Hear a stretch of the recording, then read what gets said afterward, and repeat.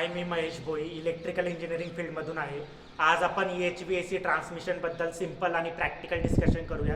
एक्स्पेशली diploma engineering आणि ITI electrical स्टुडंटसाठी career plus competitive exam point of व्ह्यूने HVAC म्हणजे extra high voltage AC transmission हे mainly वापरतात बल्क पॉवर एका ठिकाणाहून दुसऱ्या ठिकाणी लॉंग डिस्टन्सला ट्रान्सफर करण्यासाठी. सिंपल सांगायचं झालं तर मोठ्या पॉवर प्लांट्समधून सिटीज आणि इंडस्ट्रीजपर्यंत इलेक्ट्रिसिटी पोहोचवण्यासाठी हाय व्होल्टेज वापरलं जातं.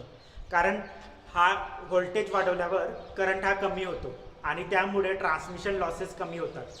इंडियामध्ये सामान्यतः 132 kV पासून 220 kV, 400 kV आणि 765 kV पर्यंत HV लाईन्स वापरल्या जातात. जितकं व्होल्टेज जास्त तितकी पॉवर हँडलिंग कॅपॅसिटी जास्त.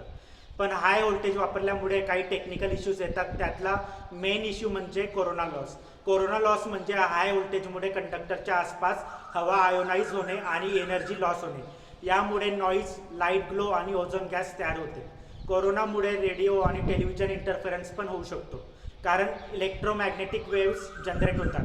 कोरोना सुरू होण्यासाठी मिनिमम व्होल्टेज लागतो, त्याला डिस्ट्रप्टिव्ह क्रिटिकल व्होल्टेज बोलतात.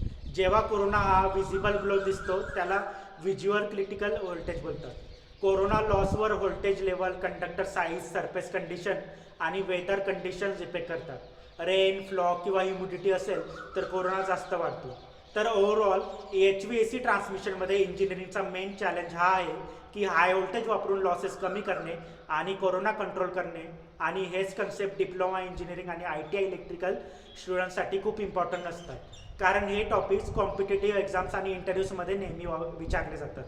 इलेक्ट्रिकल फील्डमध्ये फक्त थेरी नाही तर कन्सेप्ट क्लिअर आणि प्रॅक्टिकल अंडरस्टँडिंग खूप इम्पॉर्टंट आहे. जर तुम्हाला electrical engineering diploma, syllabus, ITI preparation आणि करिअर गायडन्स असेच टेक्निकल व्हिडिओज हवे असतील तर फॉलो करा. Thanks for watching.